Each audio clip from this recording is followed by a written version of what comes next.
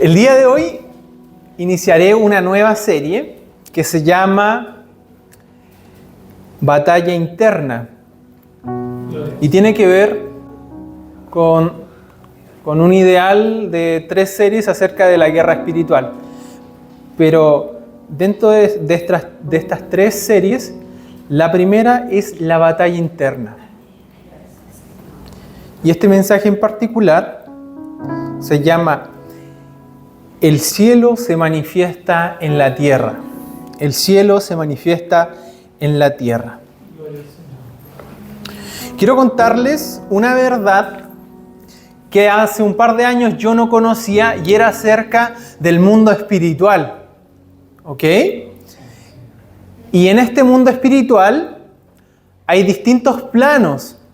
Usted puede venir a la iglesia, tomar su auto o ver la televisión y hacer un montón de cosas en su trabajo, con su familia, y lo que usted ve materialmente es una parte de lo que engloba la creación de Dios. Y así como la mayor parte de ustedes, yo crecí en la iglesia y no recuerdo haber visto una manifestación del enemigo en medio de ella. Nunca vi algo así cuando era más joven, pero llegó un punto en que llegó una pequeña iglesia pentecostal donde el poder de Dios se manifestaba tremendamente. Llegaba un enfermo, salía sano, venían personas como las que usted ve en condición de calle y eran liberados, y yo lo veía. Y eso me impactó porque a pesar de que hemos leído un montón de historias, no hemos visto realmente el poder de Dios en cuanto a la batalla espiritual que se libra.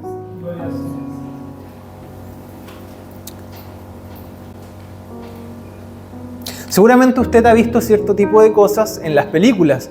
¿Alguien se acuerda de esa película, la primera, que es como la más, la que refleja mejor la realidad? Yo no recomiendo ver películas de terror, pero hay una película en particular que cuando uno la mira con altura de mira, se da cuenta de que es muy similar a la realidad. Se llama El Rito, y en esa película se ven algunos principios de la guerra espiritual. Y es bien interesante porque las películas se hacen tomando ciertas cosas que pasan, analizan casos, ven cómo los resuelven, y en particular hay una pieza que se recalca mucho del protagonista, que al final él cree que es un hijo de Dios y es capaz de echar fuera un demonio. En este plano les quiero decir que el Señor me ha estado llevando a transmitirles estos mensajes. Por eso es que la primera serie, o la serie anterior a esta, fue acerca de tu identidad como hijo, como discípulo, como rey y sacerdote. Hay una estructura detrás que está siguiendo el Señor con estos mensajes. Así es. Si tú no tienes clara tu identidad en Cristo, no puedes enfrentarte a las batallas en el mundo espiritual. Tú tienes que aplomarlas.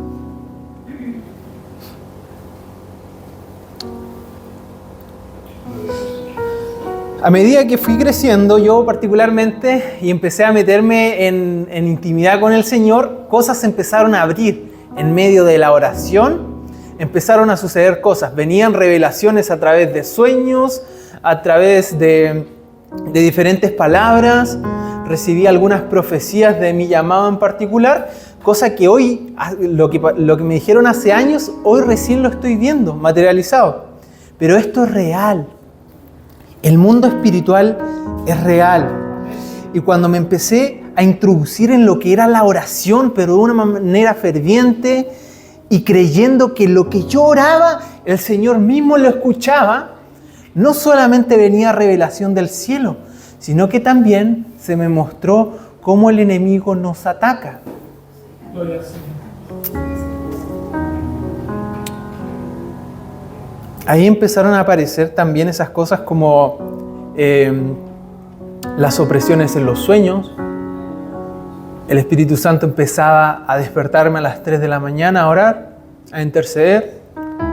Antes de que en un momento en la iglesia varios jóvenes se salieran, el Señor lo anunció a través de revelación. Antes de que uno de los jóvenes del coro cayera o fuera arrebatado hacia la homosexualidad, casi llegando a ser travesti, a mí se me anunció.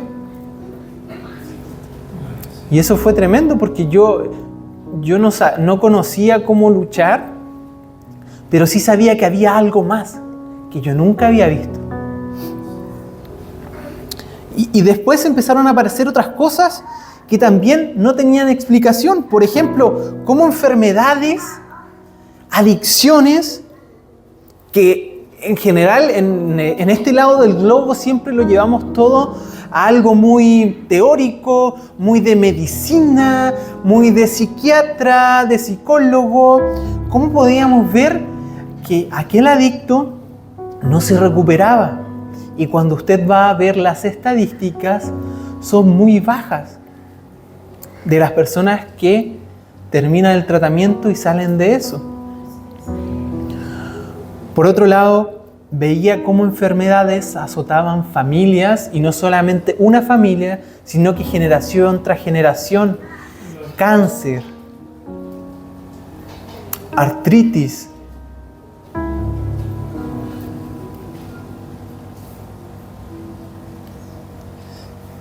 Estaba conversando un día con mi prima es psiquiatra infantil de la Universidad Católica, y me decía que en realidad llegaba un punto en que ella no sabía qué hacer. O sea, como que la gente no se recuperaba, incluso con los medicamentos y con la terapia. Y yo le conté acerca de lo que yo creía de esto, que era algo espiritual, y ella me dijo, tiene que ser, porque no veo otro camino.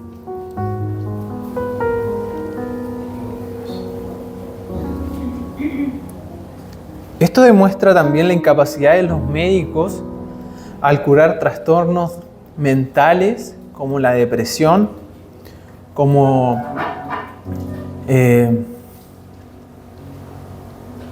los delirios.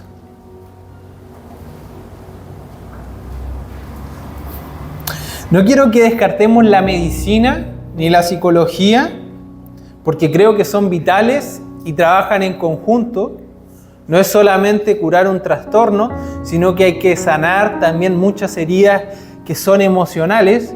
Y si es que no se sanan esas heridas emocionales, la puerta sigue abierta para que el enemigo vuelva a sembrar. Por ejemplo, una persona que ha sufrido de una violación y que un espíritu entró dentro de esta persona, puede ser liberada en un instante por el poder de Dios, pero si no se trabaja el aspecto del trastorno del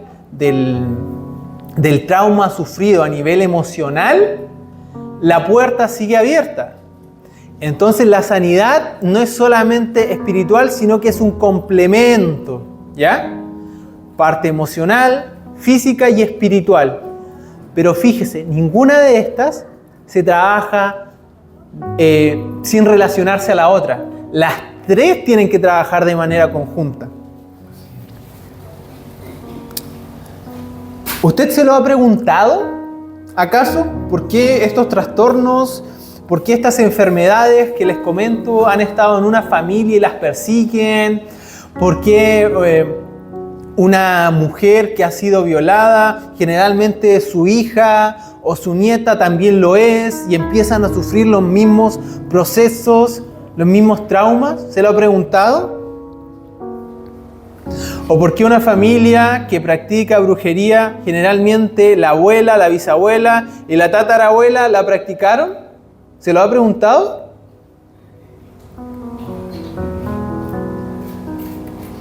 ¿Ha visto usted que la maldad aumenta, pero la iglesia no avanza con el mismo poder con el que avanzó en la iglesia primitiva? aun cuando ésta tiene al mismo Dios, el mismo Evangelio y el mismo Espíritu. Es ahí cuando comienza a tomar sentido el abrir nuestra mente a este mundo espiritual. Abrir el entendimiento al mundo espiritual es vital. Y de eso es de lo que les quiero hablar el día de hoy. Hay un punto, ya sea en nuestra vida a nivel personal, a nivel de iglesia y de nación. Escuche. A nivel personal, hay un punto en el que tú no vas a poder seguir conquistando, que la iglesia no va a poder seguir creciendo y que la nación no va a seguir redimiéndose si es que no entramos en batalla. Hay un punto en el que si queremos conquistar, avanzar y manifestar las promesas de Dios en la tierra, tenemos que equiparnos e ir a la batalla.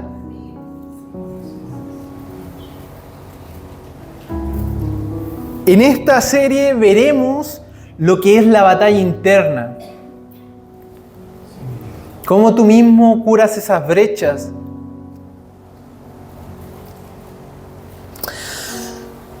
Y le quiero decir lo primero, en Cristo podemos ganar, en Cristo podemos tener victoria.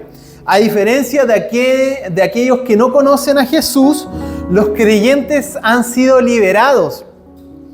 Tú has sido liberado del dominio de las tinieblas para ser hecho hijo de luz. Escucha, Colosenses 1:13.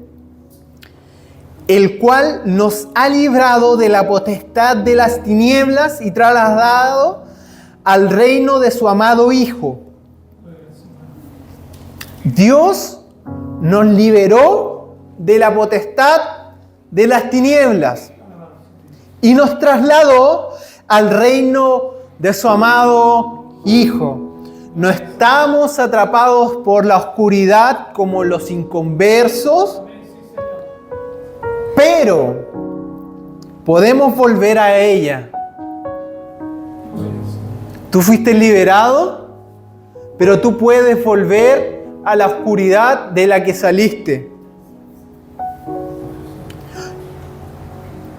Y entonces nos hacemos vulnerables a Satanás, pues él y sus demonios, cuando tú te apartas y te vuelves a la oscuridad, toman un derecho legal. Hay un derecho legal que se le entrega al enemigo cuando tú te vas a la oscuridad. Cuando toleramos o flirteamos con los pecados, vale decir cuando desobedecemos conscientemente la voz de Dios. No estoy hablando de aquellos que están atados. No estoy hablando de aquellos que no es solamente algo que quieren, no estoy hablando de esas personas que quieren salir, pero en realidad algo los tiene atados. Me estoy refiriendo a aquellas personas que voluntariamente vuelven al pecado.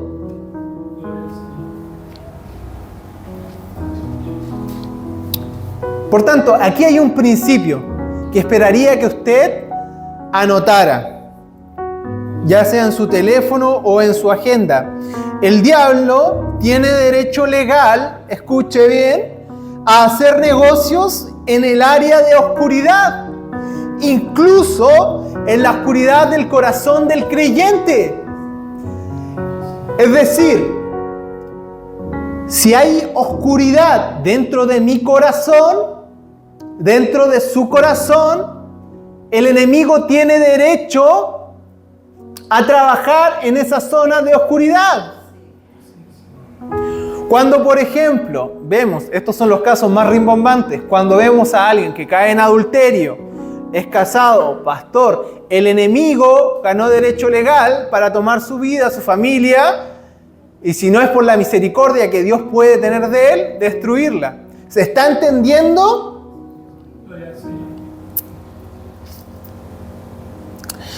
Esto que les acabo de comentar, lo que es oscuridad, no me estoy refiriendo a un lugar que está desprovisto de luz.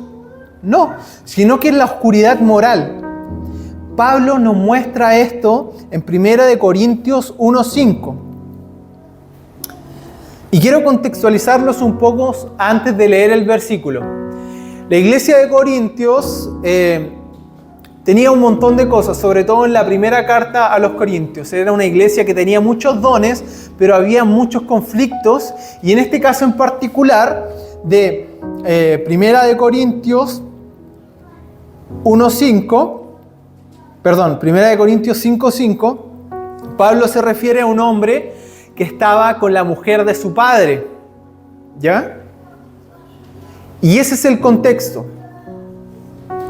Esto fue un escándalo, era algo que ni siquiera las personas que no conocían a Cristo lo tenían como algo malísimo. Pero esto se estaba permitiendo dentro de la iglesia. Entonces, Pablo dice lo siguiente: entreguen a este hombre a Satanás para que lo destruya. Ojo aquí, hay un propósito.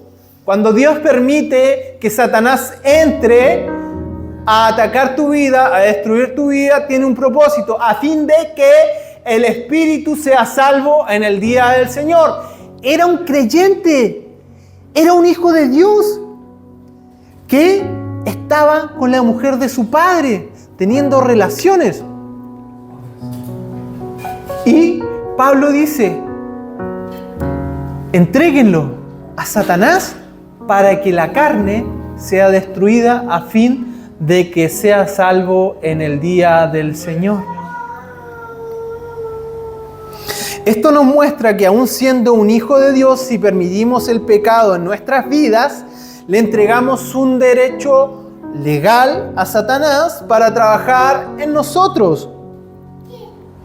Por tanto, el territorio personal es algo que debemos conquistar. El ganar la batalla interna es algo que tenemos que conquistar. Y no es una cosa que tú haces quedándote estático, viendo cómo el mundo y el tiempo avanza. Es algo en lo cual tú tienes que participar. Porque te digo, la lucha es verdadera, es real. El enemigo tiene una agenda. Tú lo puedes ver porque él lo declaró en la Agenda 2030 que publica la ONU. Tú sabes que hay una agenda de integridad de género. Tú sabes que la influencia del enemigo ha llegado en la educación de los hijos de nuestras generaciones. El enemigo no se toma como un juego esto, y tú tampoco debes hacerlo. Con ese tipo de cosas no se juega.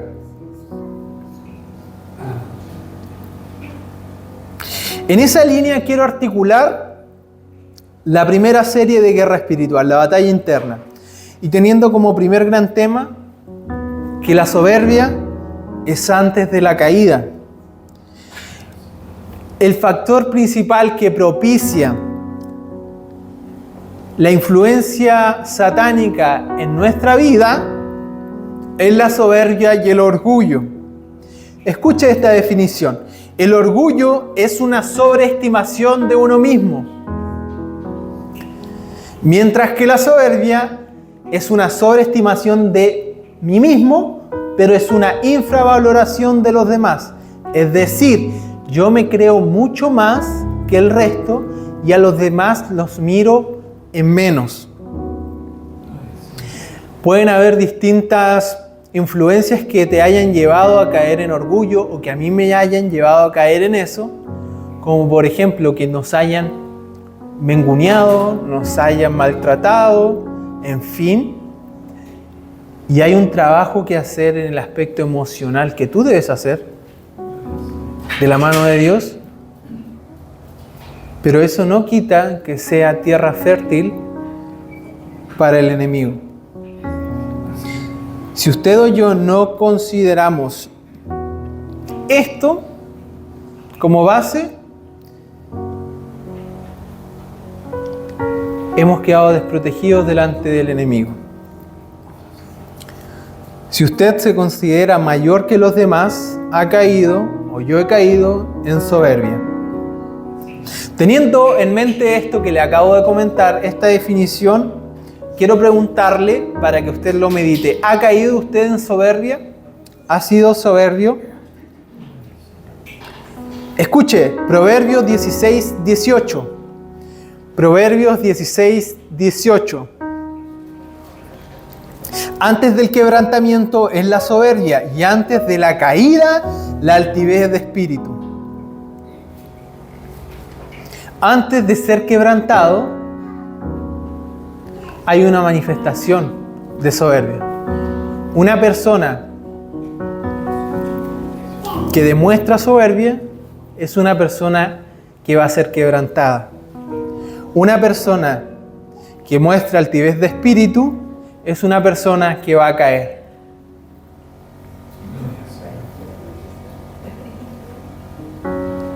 Y veremos un pasaje donde esto se ilustra de manera perfecta. Estaremos meditando en Lucas capítulo 22, que es donde se centrará el mensaje del día de hoy. Y antes de pasar a leer los versículos, voy a contextualizar acerca de lo que pasaba antes.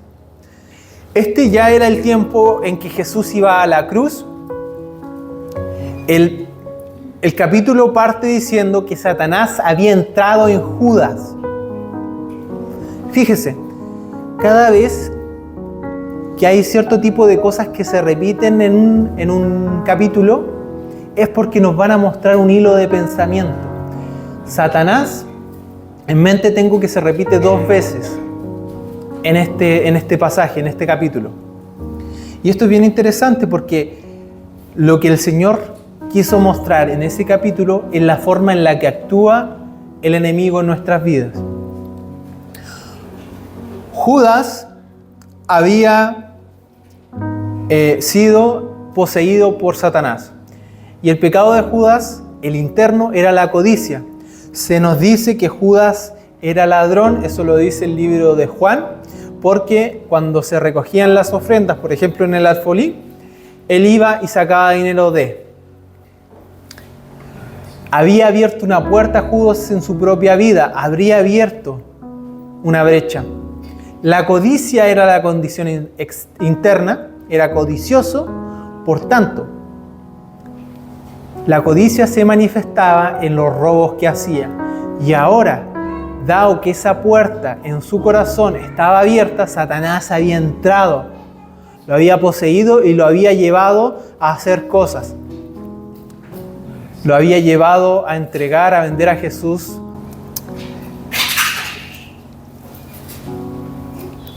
Posterior a esto, se nos muestra a un Jesús en la última cena, repartiendo el pan y dando el vino a todos los discípulos. Y teniendo un tiempo de intimidad, un tiempo solemne, así como cuando nosotros tomamos la Santa Cena acá.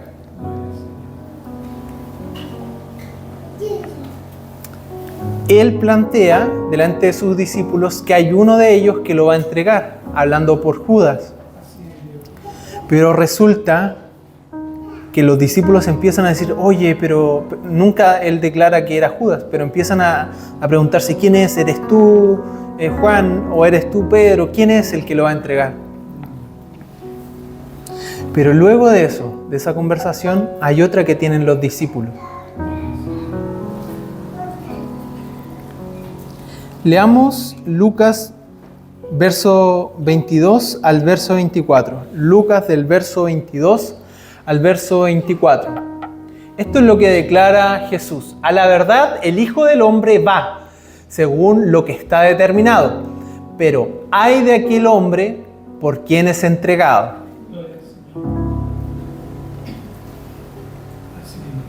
Entonces ellos comenzaron a discutir entre sí. ¿Quién de ellos sería el que había de hacer esto? Esto es lo que les acabo de comentar. Verso 24. Hubo también entre ellos una disputa sobre quién de ellos sería el mayor. Terminaron de discutir de quién le entregaría a Jesús, pero empiezan a discutir de quién se iba a quedar con el liderazgo. Y esto es tremendo. Fíjese, Porque cuando alguien se empieza a disputar el liderazgo de algo, de cualquier cosa en general, o dentro de la misma iglesia, del trabajo, empiezan a aparecer argumentos tales como, ok, pero yo soy el más valiente, o no, yo soy aquel que el Señor usa para sanar, pero yo tengo mejor oratoria, pero yo soy con el cual Jesús fue a orar y se apartó. Empieza a aparecer el orgullo y no solamente eso, la soberbia. Yo me enaltezco y miro en menos a los demás porque creo que yo soy el más apto para el liderazgo y los demás no. No quiero enfatizar la situación, sino que quiero enfatizar el carácter, lo que estaba dentro, el orgullo y la soberbia. Escuche, por favor. El orgullo y la soberbia llevaron a los discípulos, después de una instancia tan íntima, tan solemne, la última cena con su Señor, a tener una disputa donde mostraron el carácter, orgullo y soberbia.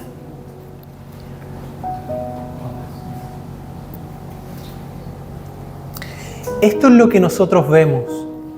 Esto es lo que usted ve. Usted ve una discusión por falta de carácter. Usted ve peleas porque hay orgullo y soberbia en el corazón. Pero ¿qué puertas espirituales abre el orgullo y la soberbia? Es lo que el Señor nos va a mostrar ahora.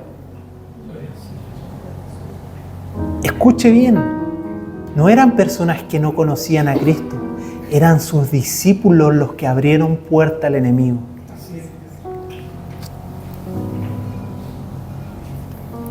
Lucas, capítulo 22, del verso 31 al 34.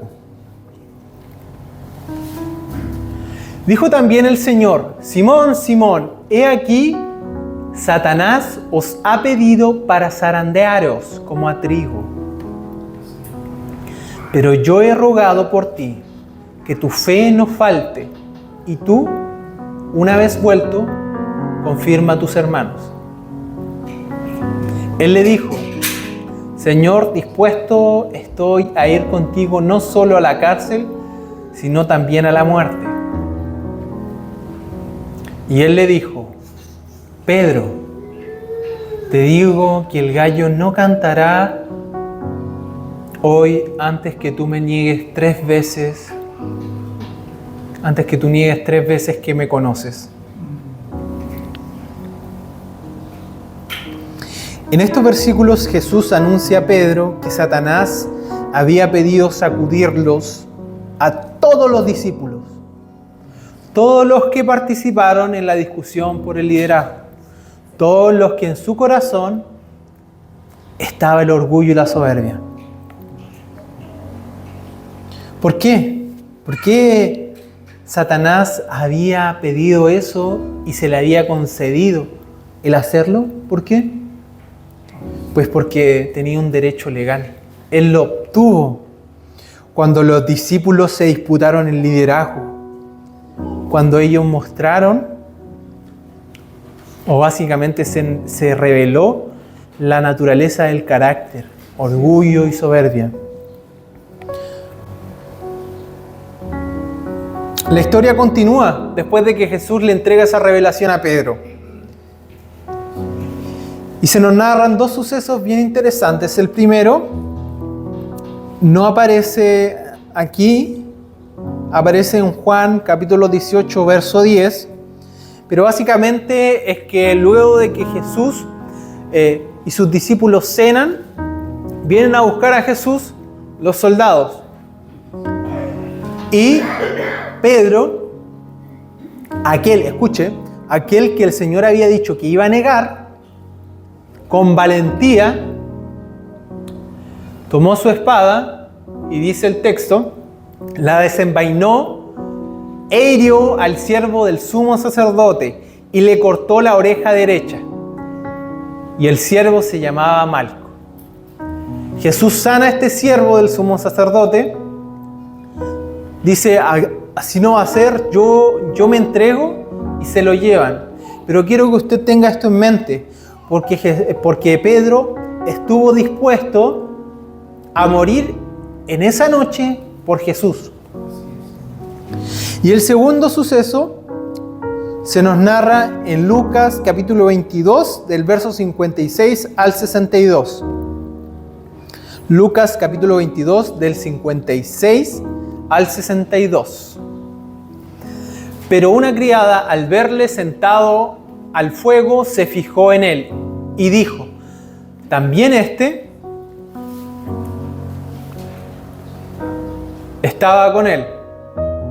Pero él lo negó diciendo: mujer, no lo conozco. Un poco después, viéndole otro, dijo: tú también eres de ellos. Y Pedro dijo: hombre, no lo soy. Como una hora después, otro afirmaba diciendo: verdaderamente también este estaba con él, porque es Galileo. Y Pedro dijo: hombre, no sé lo que dices. Y enseguida, mientras él todavía hablaba,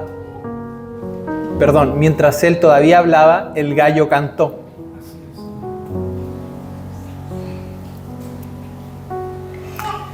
Entonces, vuelto el Señor, miró a Pedro, y Pedro se acordó de la palabra del Señor, que le había dicho: antes que el gallo cante, me negarás 3 veces.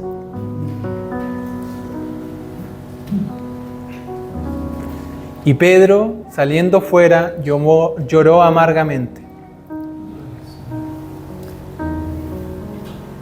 En este segundo suceso, Pedro niega a Jesús 3 veces, y esto lo hizo no por falta de valentía, porque ya vimos que en el Getsemaní él estuvo dispuesto a morir,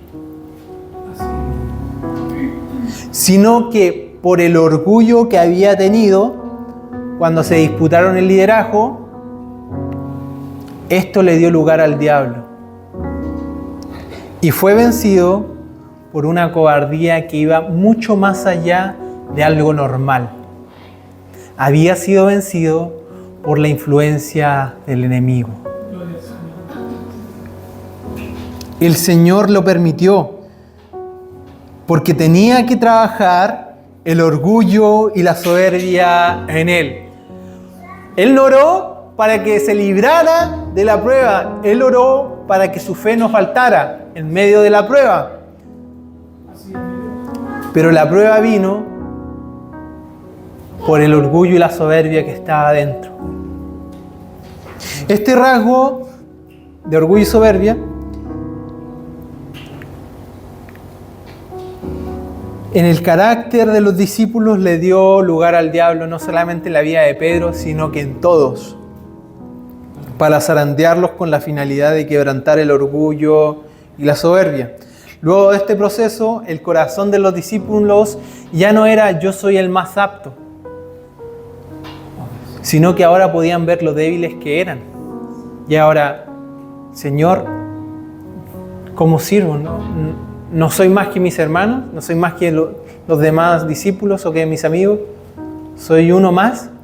Dime cómo sirvo.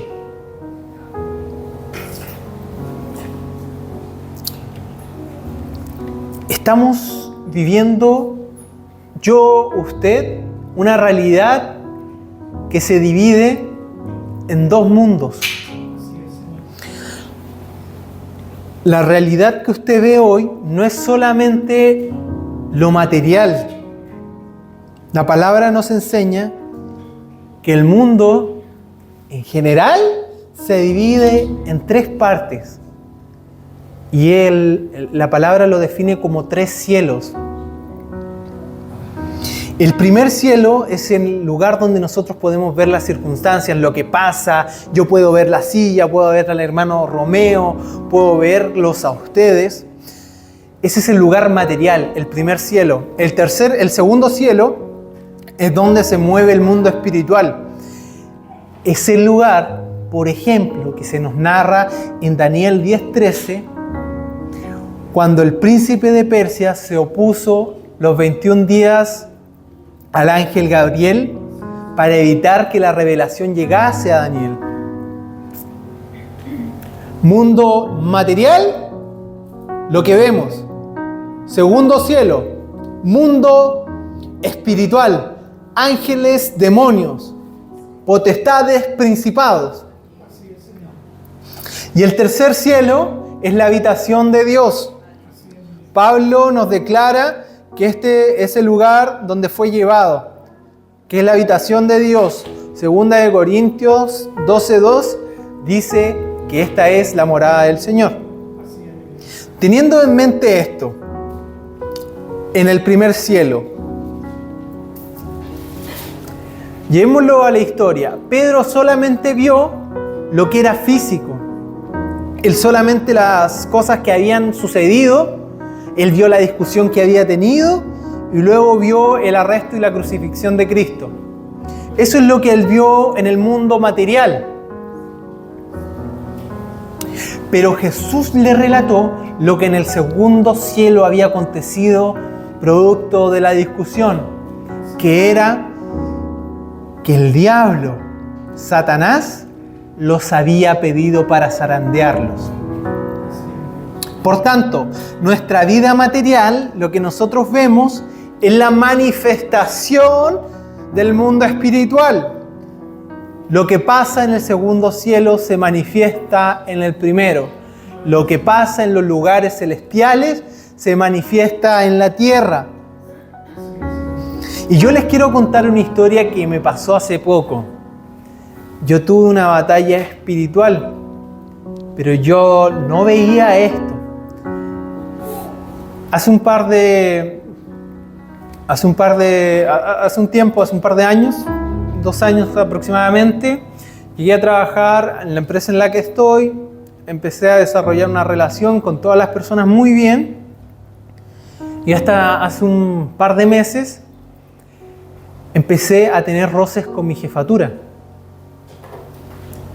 Y era algo que realmente me ponía presión. Yo no entendía por qué él seguía ahí. Yo no entendía un montón de cosas. No entendía por qué había pasado los exámenes psicológicos que filtran a las personas que ingresan. Y el Señor empezó a tratar conmigo la rebeldía. Hay una serie de cosas que producen la rebeldía en una persona. Por ejemplo, analizándome yo mismo, puede ser que la falta de padre genere rebeldía, porque eso es puntal para aquello. O sea, todos los estudios, todas las probabilidades indican eso. Pero aún con eso yo tampoco lo entendía. Pero sí tenía conciencia del mundo interior, sabía que había una batalla dentro de mí. Y había confesado, renunciado, vuelto a confesar, vuelto a renunciar. En fin, había hecho un montón de cosas. Y hubo una palabra que vino a mi vida. Tú no te sujetas a lo bueno que es tu jefe. Tú te sujetas a la autoridad que está en esa persona. Porque aún esa persona fue puesta por Dios para estar ahí. Eso no quiere decir que tú vas a obedecer todas las cosas si es que van en contra de la palabra. Si es que tú tienes un padre que te trata de abusar, tú respetas su autoridad, pero tú no consientes lo que va en contra de la palabra de Dios. Pero la autoridad espiritual sigue estando. Cuando yo cambié mi forma de ver las cosas y me sometí a la palabra del Señor, en menos de 2 semanas, 3 semanas, mi jefe fue desvinculado de la empresa. ¿Sabes qué es lo que pasó? Yo me sometí a la palabra de Dios en ese aspecto laboral. Y por tanto, mi oración pidiendo de que esa persona se fuese, se habilitó. Esto es lo mismo que pasa en tu realidad. Escúchame, por favor. No puedes seguir viviendo en esta vida, viendo cómo las cosas suceden, sin tener un papel activo. Porque no tenemos lucha contra sangre ni carne.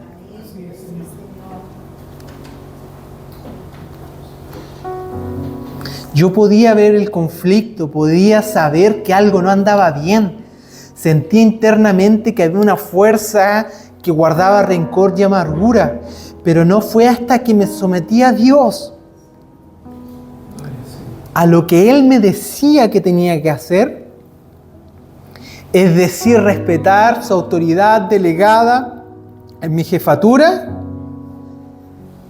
aún con sus falencias y sus problemas psicológicos y espirituales también, que la prueba acabó y salí en victoria gracias a Dios.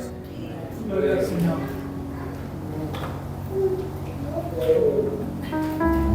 En base a lo que les acabo de contar, a lo que hemos visto hasta ahora,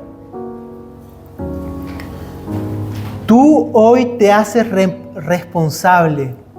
Hoy que la palabra fue entregada, te haces responsable de lo que fue depositado en ti. Tú tienes que incorporar en tu mente que todas las cosas que pasan a nuestro alrededor tienen una componente espiritual. Que una mala situación emocional o una crisis no es meramente algo intelectual, físico o emocional, sino que tiene una componente espiritual. Por tanto, escucha, nuestra vida material es manifestación del mundo espiritual.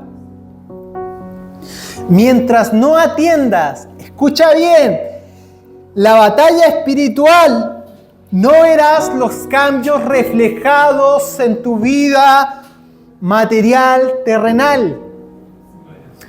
Si tú no atiendes a la batalla espiritual, van a pasar todos tus años sobre esta tierra sin jalar las promesas a la tierra. Vas a ver cómo aquellos que persisten, las promesas empiezan a ser reflejadas, pero en ti no.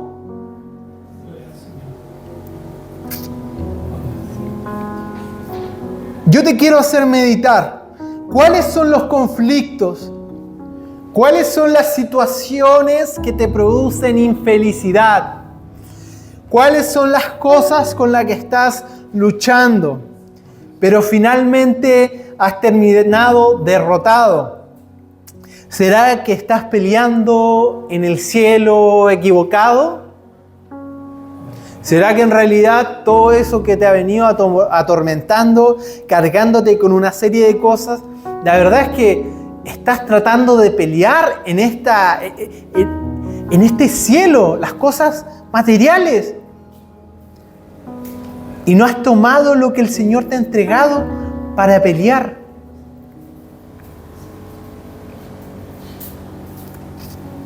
La verdad es que en general a la iglesia no se le ha enseñado a luchar con las armas que Dios mismo le ha provisto. Seguramente usted no comprende, como yo no lo hacía hace un par de semanas o meses, para qué sirve cada una de las partes de la armadura que se nos declara en Efesios capítulo 6. Así es, Señor.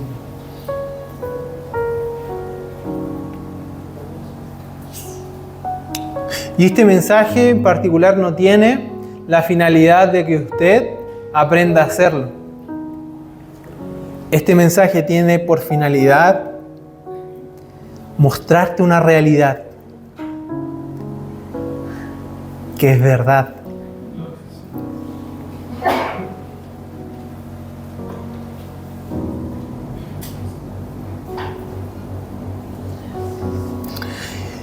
Póngase en pie, vamos a orar. Quiero que usted siga mi oración y que lo declare después de que yo lo diga.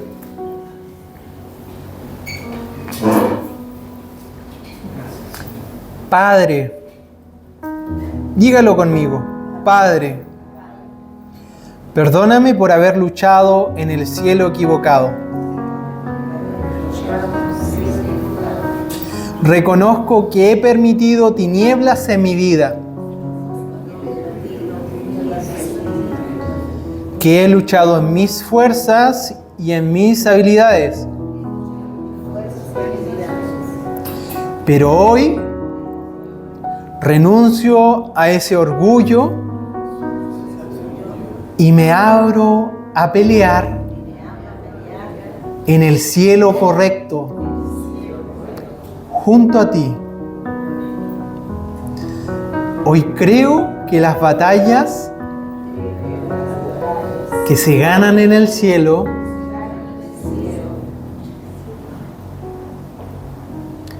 se reflejan en las recompensas que se manifiestan en la tierra. En el nombre de Jesús. Amén y amén.